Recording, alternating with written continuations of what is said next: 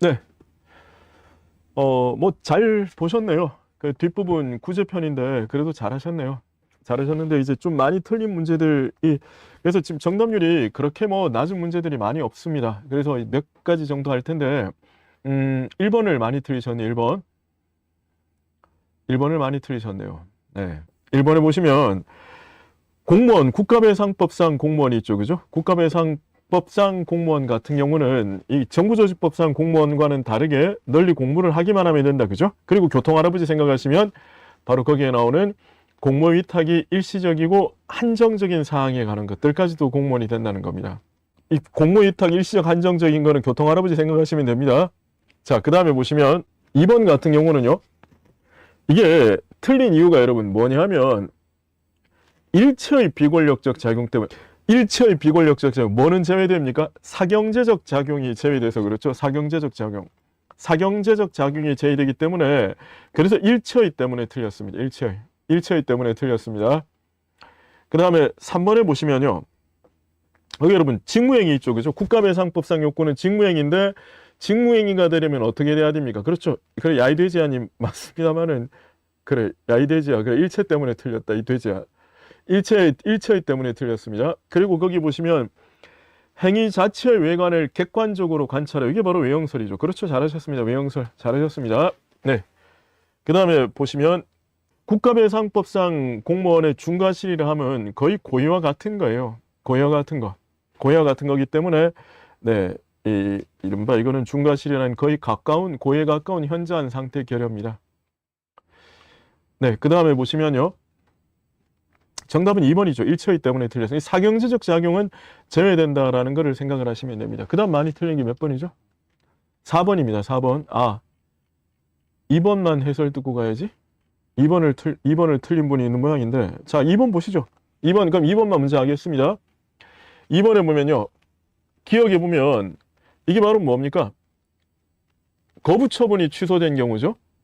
거부 처분이 취소되었으면 그게 이른바 재처분 의무이 있는 거죠. 그죠? 그래서 기억은 맞는 지문이 되고요. 그 다음에 니은 조문 내용이죠. 의무이행 재결. 의무이행 재결. 의무이행 재결이 있으면 재처분 의무가 있죠. 그죠? 그럼에도 불구하고 안 하면 직접 처분도 할 수 있고 간접 강제도 할 수 있다. 그런 느낌이죠. 그 다음에 디귿에 보시면요. 여러분 이거는요. 임시처분이죠. 임시처분. 이 임시처분이라는 게 이게 행정심판법에 있는 가구제거든요. 가구제라는 게 어제 제가 이제 그 핵심 집약 강의할 때 좀 많이 그 헷갈려 하시는데, 가구제는 판결과 재결이 내려지기 전에, 그 전에 이렇게 임시로 하는 조치가 이른바 가구제입니다. 왜 가구제인데? 그러니까 판결, 재결 내려지기 전에 심리 중에 하는 거예요. 그게 소송에서는 가구제 제도로서 집행정지만 있지만 심판법에는 직접 처분까지 있게 되죠. 그죠? 직접 처분까지. 그게 거기에 나오는 디귿이 되는 거고요. 네, 맞습니다. 네네. 그리고 리얼에 보시면요. 조정. 이 새로 나온 조문이니까 기억해 두셔야 됩니다. 그게 실무적으로 많이 해요. 예를 들어서 영업허가 취소 처분했는데 심판 들어오면요. 그냥 서로 합의해서 그냥 6개월 정도로 하지, 위원회가 조절 들어갑니다. 그게 이른바 조정제도죠. 그래서 서로 양보하는 거예요. 아, 꿍꿍이님, 가구제라는 거는요, 가구제 안에 소송법에는 가구제로서 집행정지만 있고 행정심판법에는 가구제의 내용으로서 집행정지와 임시처분이 있다. 그 얘기입니다. 4번에 보면요, 이게 이주대책 아닙니까? 그죠? 이주대책에 있어서 이주대책이라는 게 뭐 주는 거라 그랬죠? 집 주는 거라 그랬죠? 심판에 간접강제 있지. 심판에는, 그러니까 이게 지금 또 헷갈리는 게, 직접 강제, 직접 처분 간접 강제는요, 재결이 있고 났는데, 재결이 있었음에도 재결에 따른 처분을 하지 않을 때 재결의 실효성을 확보하기 위한 수단으로서 인정되는 것이 직접 처분, 간접 강제입니다. 심판에는 둘 다 있죠. 직접 처분과 간접 강제. 그게 아니고 가구제는요, 보세요. 시간이 달라요. 심판 청구되었을 때 지금 여기에서 재결을 한다 그러면 재결 전에 임시로 하는 구제가 가구제로서 집행정지, 임시처분. 재결이 있었음에도, 의무이행 재결이 있었음에도 처분 안 하면 간접 강제, 직접 처분. 조금 다르죠. 그래서 그렇게까지 기억을 해서 보시고요. 자, 4번의 이주대책은요. 이주대책 자체는 아파트 입주권, 분양권 맞는 거죠. 이 분양권은 언제 생긴다 그랬습니까? 사업계획을 수립할 때도 아니고 계획을 수립해서 신청을 받아서 사업 시행자가 확인 결정을 했을 때 그렇게 되는 거죠. 결정을 했을 때 그렇게 됩니다. 1번은 그 내용이 되고요. 그 다음 2번에 보시면 간접 손실이 있죠. 그죠? 우리 판례는 간접 손실을 뭐로 보느냐? 헌법 23조 3항에 규정된 정당한 보상이라고 봐요. 헌법 23조 3항에 규정된 정당한 보상이라고 보거든요. 그러니까 어떻게 해요? 만약에 간접 손실에 대해 법률에 보상 규정이 없더라도 충분히 예견할 수 있고, 그리고 그 범위도 나올 수 있으면 다른 규정을 유추해서라도 보상하라 그 얘기죠.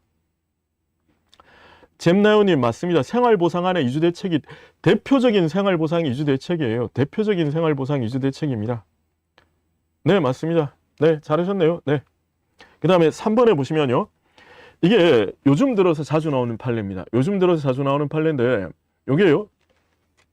토지보상법상의 보상금 소송은요. 보상금 지급 소송이 아니라 보상금 증감 소송이에요. 그러면 증감이라는 거는 기준 액수가 나와 있다는 거죠. 그래서 토지수용위원회가 기준 액수를 딱 정해줬을 때 그 기준 금액보다 너무 작다라고, 그 기준 금액이 너무 작다라고 평가되면 증액소송, 많다라고 평가되면 사업시행자가 감액소송 제기 들어가는 겁니다. 그래서 재결이 있어야 됩니다. 맞습니다. 네. 네. 그 다음에 4번에 보시면요. 공익사업을 위한 토지 등의 취득 및 보상에 관한 법률에 따르는 보상금 청구권은 공권이에요. 공권. 공권입니다. 공권이니까 어떻게 되느냐. 그때는 바로 이른바 행정소송이 돼야 되겠죠. 3번 해달라고요? 알겠습니다. 3번 문제 보시죠. 3번 문제 보시면, 야, 이거 또 20문제 다 한다, 또 그러면. 지금 4번까지 오는 동안에 1, 2, 3, 4 다 하면 20문제 다 하는 거지, 그게. 오늘은 정답률이 높아가지고 5문제만 하려고 그랬단 말이야. 일단 3번 한다, 3번은. 가분 주택 건설. 그럼 이렇게 나오면 양도잖아요, 양도.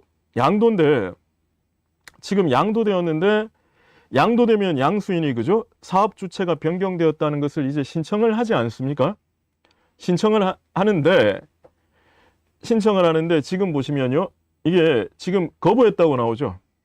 1번에 보면 주택건설 사업계획의 승인의 취소. 이렇게 나오면요. 지금 이게 최근 들어서 많이 나오는 주제거든요. 최근 들어서 많이 나오는 주제인데 거기 보면 취소해야 할 공익상의 필요와 취소로 인하여 당사자가 입게 될 기득권의 침해, 이익 형량하라는 거죠. 이익 형량하라는 거는 여러분 어떤 행위에 있어서 어떤 행위를 취소할 때 이익 형량을 해야 됩니까? 그렇죠. 잘하셨네요. 두봉님 잘하셨고요. 명님 잘하셨습니다. 맞습니다. 수익적 처분을 취소할 때는 이익 형량을 해야 되는 거죠. 수익적 처분을 취소할 때는 이익 형량을 해야 돼. 맞습니다. 그래서 주택사업계획 승인 처분의 취소는 이익 형량을 해야 된다. 잘하셨네요. 잘하셨습니다. 2번은요. 갑이 을에게 팔았죠. 갑이 을에게 팔았으면요.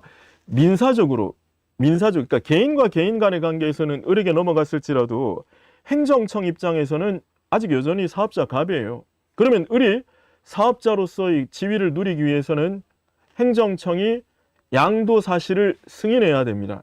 그러면 행정청의 승인이 있기 전까지는 여전히 영업자는 갑이에요. 갑. 여전히 영업자는 갑입니다. 그렇기 때문에 거기 나오는 2번 지문 맞는 지문이죠. 그럼 어떻게 되느냐?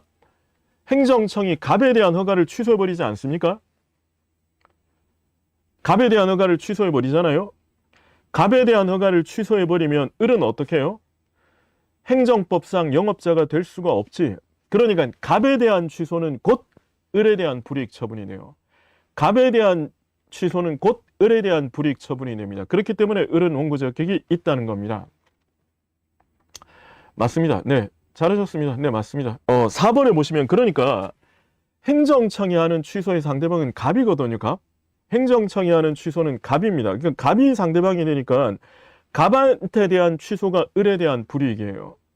갑한테 대한 취소가 을한테 대한 불이익입니다. 그렇기 때문에 갑에 대한 취소를 하고 나면 곧바로 을에 대한 불이익이 생겨요. 그렇기 때문에 갑에게 취소했다는 사실을 을에게 알리는 것은 별 의미 없습니다. 당연 퇴직의 통보랑 같이 아무 의미 없는 통보입니다. 당연 퇴직의 통보처럼 아무 의미 없는 통보입니다. 그게 거기에 나오는 4번이 되는 거죠. 따라서 4번 지문은 맞는 지문이 되는 겁니다. 네, 맞습니다.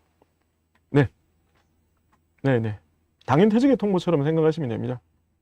아니, 지금 이거는 양도했다고 나오잖아요, 해피님. 경매라는 말이, 근데 경매든 그냥 양도든 똑같아요. 경매든 양도든 똑같습니다. 네. 자, 9번입니다. 9번.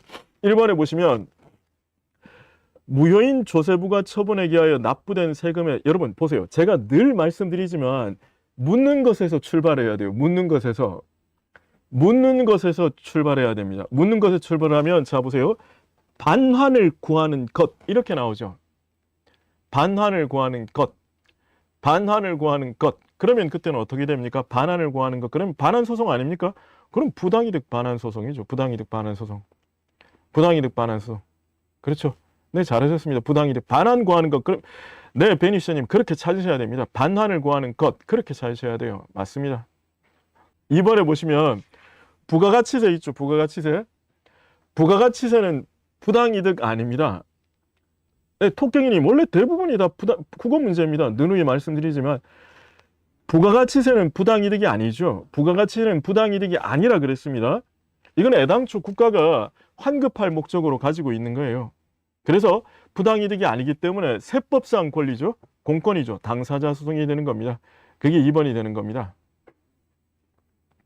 그 다음에 3번에 보시면요. 자, 3번은 이게 여러분 오해하시면 안 돼요. 자, 만약에 국가 땅을요.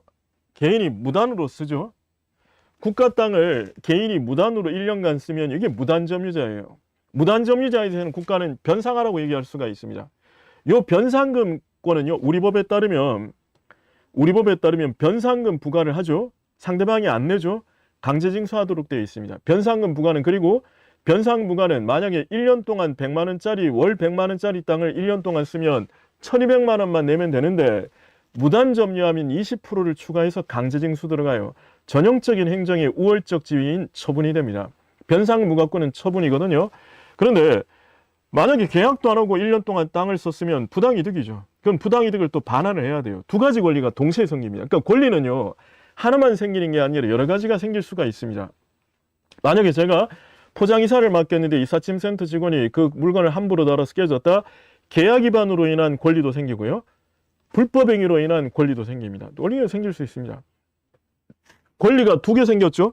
그러면 이제 국가는 변상금 부과권을 행사할 수도 있고 부당이득 반환 청구권 행사할 수가 있습니다. 변상금 부과권 행사하면요. 안 내면 강제징수 들어가요. 부당이득 반환 청구권 행사하는데 안 내죠? 그럼 소송 들어가야 됩니다. 부당이득 반환은 사건이니까 강제징수할 방법이 없어요. 그래서 민사소송을 들어가는 겁니다. 아니 왜 둘 다 한다고 생각을 하지? 어차피 뭐든 간에 A든 B든 하나를 행사해서 받으면 되잖아. 선택적으로 하면 되지. 아니 둘 다 해도 되는지 그런 거 시험 안 냅니다. 두 개 다 성립은 하는데 하나를 행사한다 그 뜻이에요. 뭐 변호사한테 그냥 갖다 퍼줄 일 있냐. 그냥 둘 중에 하나만 행사하면 되지. 그 다음에 4번에 보시면요. 자, 제3자가, 그러니까 A가 체납자인데 갑이 세금을 냈으면요. 갑이 잘못해서 세금을 냈으면 A가 안 내는데 갑이 냈으면 갑은 국가를 상대로 돌려달라고 얘기할 수가 있습니다. 얘기할 수가 있습니다. 그런데 그게 아니라 갑이 국가한테 돈을 내는데요. 체납자인 A 명의로 갑이 A 이름 써서 낸 거예요. 그럼 권리 소멸합니다. 네, 그렇죠. 체납자의 명의로. 잘하셨습니다. 체납자의 명의로. 여러 가지가 있죠. 당연 퇴직의 통지 이런 것도 있죠. 네, 그런 것도 있고 그렇게 되는 거죠. 그 다음 몇 번입니까? 15번입니다. 15번. 1번입니다. 1번. 15번 보시면요. 1번에 보면 현역병 입영했잖아요. 그러나 입영 처분이 취소되면 민간인 신분을 회복할 수 있겠죠. 그래서 1번 지문은 이게 틀린 지문이 되고 2번입니다. 이 가중되면 여러분 법률사항이 있거든요. 그러나 하나 뭡니까? 가중되면 법률사항이 있는데 하나 뭐죠? 어떤 표현이 나오면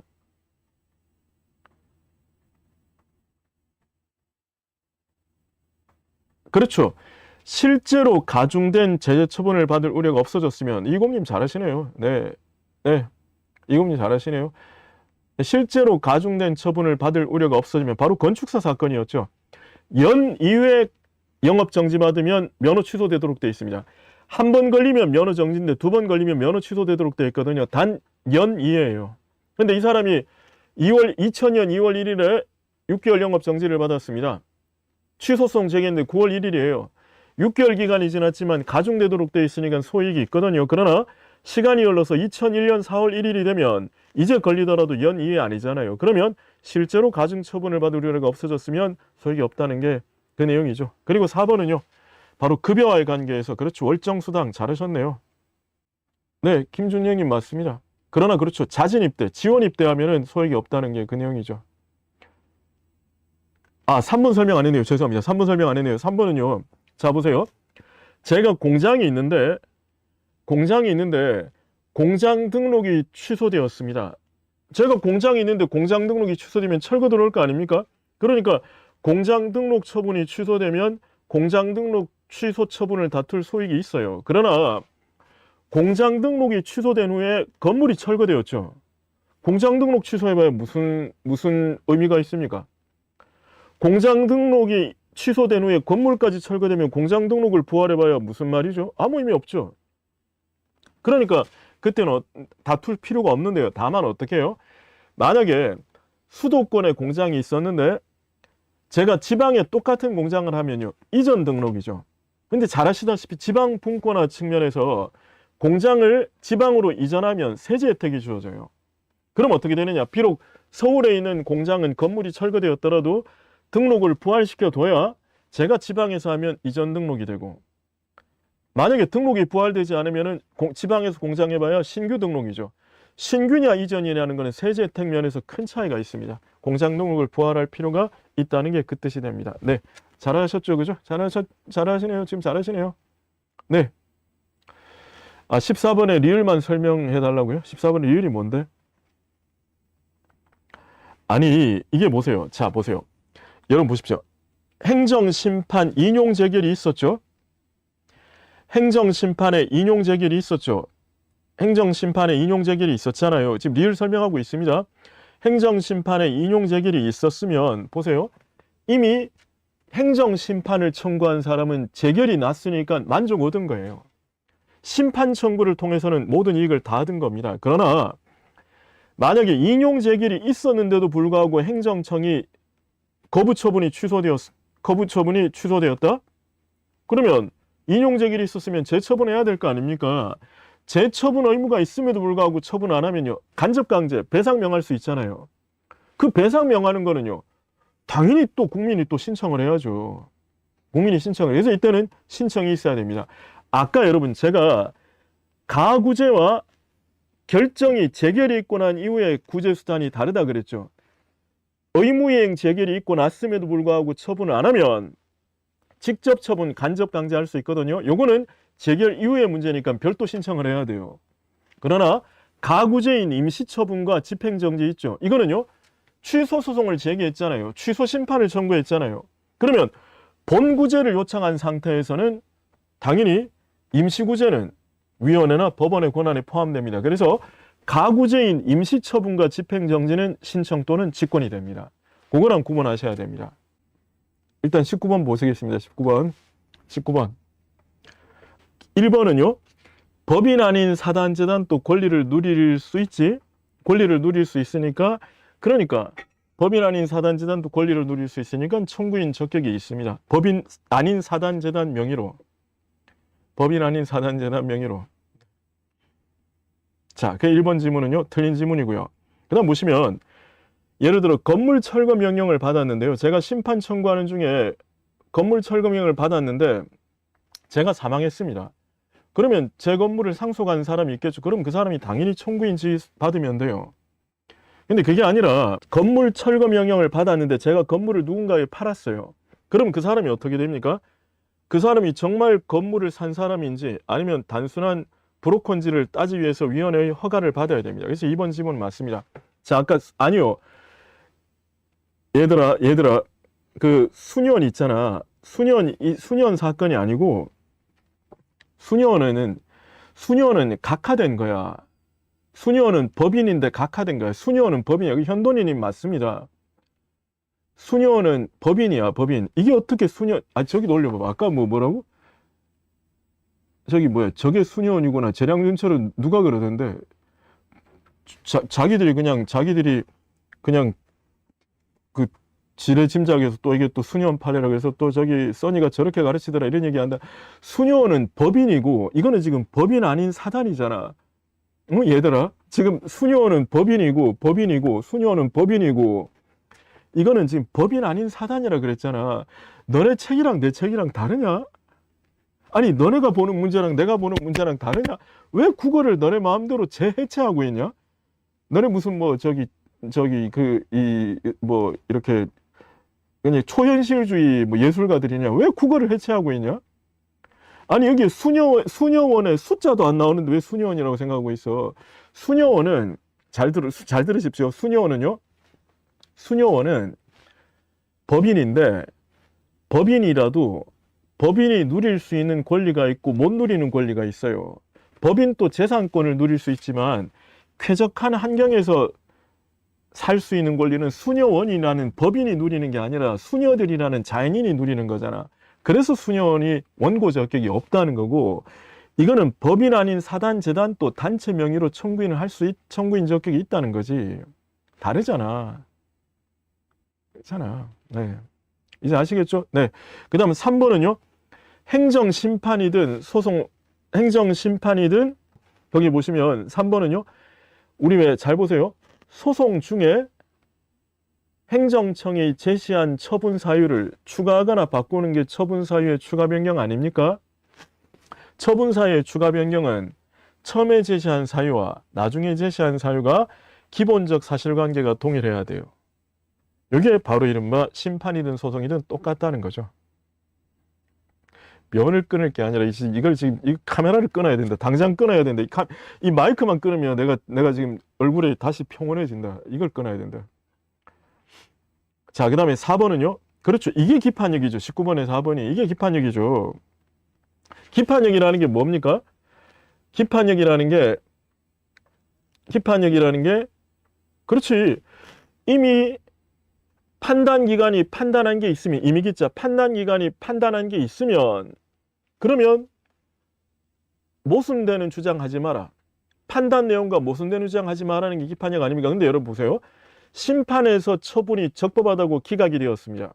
심판에서 처분이 적법하다고 기각되면 소송에서 위법하다는 주장 못합니까? 아니죠. 얼마든지 할 수 있잖아요. 그러면 심판에서 판단했으면 소송 제기 못하면 소송이 무슨 의미가 있습니까? 그렇기 때문에 얼마든지 주장할 수 있거든요. 그 말이 기판력 없다 그 얘기입니다. 잘하셨습니다. 네, 잘하시네요. 네, 잘하셨습니다. 네, 결국엔 잘하시네요. 2번은 이게 허가를 받았을 지휘생계할 수 이걸 인가라고 꽈내지 않습니다. 허가 인가 그런 얘기입니다. 자, 그 다음에 몇 번이 다 끝났습니까?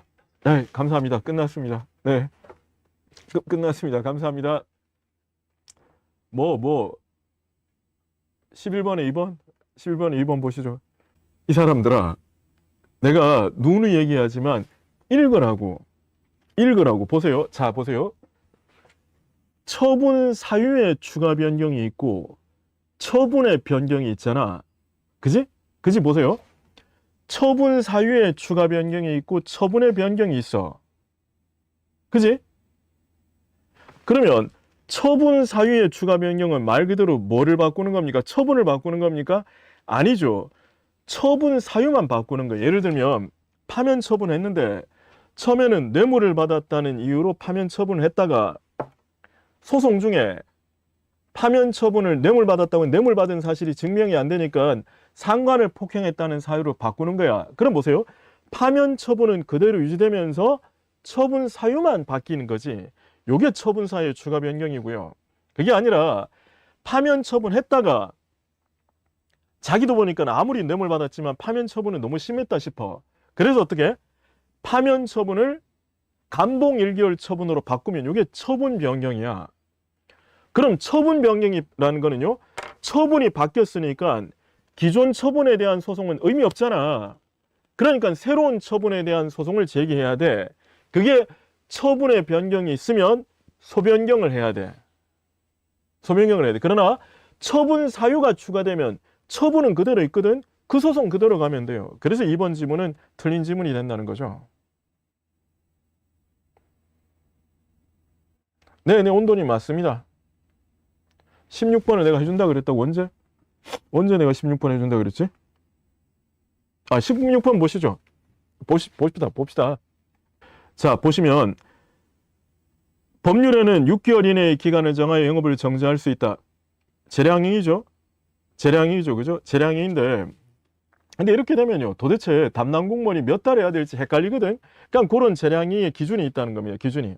그 재량이익 기준이 바로 재량준칙이 되는 거죠.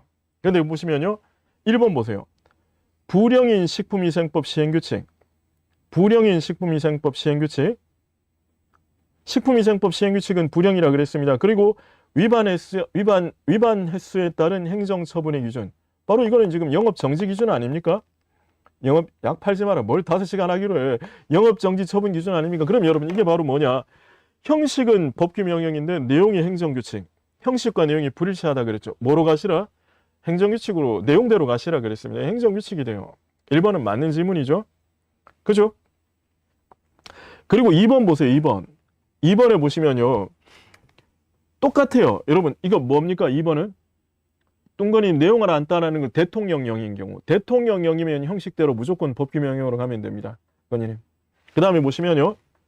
지금 영업허가 취소 처분 아닙니까? 영업허가 취소 처분. 무슨 취소 처분? 수익적 처분의 취소. 그렇죠. 이 경향이 이님 맞습니다. 이님 다 맞습니다. 그렇게 가시면 되고요. 네.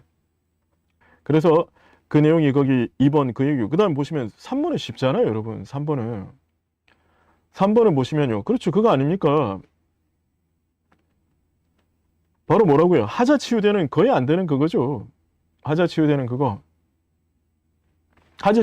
아닙니까? 비록 청문은 여러분 며칠 전까지 해야 됩니까? 그래서 10일인데 7일 전에 통보했는데 당사자가 그날 가서 하고 싶은 얘기 다 했다. 그러면 괜찮다는 거예요. 네. 그 다음에 4번에 보시면요. 자, 4번 잘 보세요. 4번 잘 보십시오. 4번 잘 보세요. 4번. 네, 세상에 청문 통지를 90일 전에 한다는, 야, 청문 통지 90일 전에 하면 당사자 까먹는다. 당사자. 90일 전에 청문 통지하면 이미 석 달 동안에 뭐 자기가 청문해야 되는지 안 하는지도 까먹겠다. 아유. 그렇죠. 거기 보시면요. 보세요. 취소 처분, 취소 소송을 제기해서 취소 판결 났죠? 보세요. 취소 판결. 그 말은 뭡니까? 판결로 취소된 거예요. 판결로 취소된 겁니다. 판결로 취소된 것. 어떻게 해요? 당연히 취소된 겁니다. 그게 형성력이에요. 기속력은 그게 아니에요. 기속력은요. 판결로 취소되었는데 똑같은 처분 또 하지 마라. 반복 금지 의무. 그런 것들입니다. 재처분 의무, 결과적 의무. 그렇죠. 맞습니다. 잘하셨네요. 네. 그렇게 해서 이제 네. 오늘은 이제 끝이 나. 형성력 맞습니다. 네. 그렇죠. 판결로 취소되었다. 네. 8번? 아유, 내 진짜 8번은 뭔지 한번 보기나 봅시다. 8번은 보기나 볼게. 8번 설명합니다. 1번에 바로 우리 소방청장은 행정기관 아닙니까? 주체 아니에요. 주체가 아닌데 행정기관에게 항고소송의 원고적격 인정한 바로 두 가지는 무조건 기억하셔야 된다 그랬죠. 항고소송의 원고적격 인정한 두 가지는 바로 소방청장과 국민권익위원회. 또 하나가 선거관리위원회 위원장과 국민권익위원회. 그렇죠. 선거관리위원회 위원장. 그렇죠. 그거 기억하셔야 됩니다. 네. 마루님, 파도님, 네, 잘하셨습니다. 야, 줄리아 김, 너 두 가지를 기억하는 게 아니고 내용을 기억해야 되지. 두 가지가 있다는 걸 다음 중 행정기관에게 원고적격 인정하는 거 몇 가지인가? 1번 한 가지, 2번 두 가지. 그런 문제는 절대 안 나온다. 그러니까 선관위와 권익위원회, 소방청장과 권익위원회, 그거를 기억을 하라고. 그 다음 2번에 보시면요. 외국인 있죠. 이게 외국인은 입국의 자유라는 게 없습니다. 외국인은 입국의 자유가 없어요. 그래서 그냥 외국인은 입국의 자유가 없기 때문에 외국인이 입국 못했다 그래서 취소송 제기할 원고적격 없습니다. 없는데 다만 어떤 경우요? 그렇죠. 우리나라와 실질적 관련이 있는 경우. 그게 바로 체류 자격 변경 불허, 귀화 불허 이런 것들처럼 우리나라에 살고 있는 경우 그거는 있다는 거죠. 그 다음에는 유승준은 재외 동포. 그렇죠. 그 두 가지를 기억을 하시면 됩니다. 네네, 잘해. 우리나라 실질적 이해관계 있는 경우. 네. 네, 그 말이 들어가야 됩니다. 이거는 중국인. 그렇죠, 중국인. 맞습니다. 중국인입니다. 온도님 정확하게 기억하셨네요. 네, 맞습니다. 네. 토깽이님처럼 기억해도 괜찮네요. 근데 시험에 설마 유승준은 원고 적격이 있는가 이렇게 안 나오니까 유승준이라고 기억하지 말고 재외동포로 기억을 하라고. 설마 출제자가 무슨 뭐 소송 들어올 일이냐? 다음 중 원고 적격 있는 사람이 중국 사람 이름 쓰고 유승준 이름 쓰고 그렇게 하겠냐? 그 다음에 보시면요.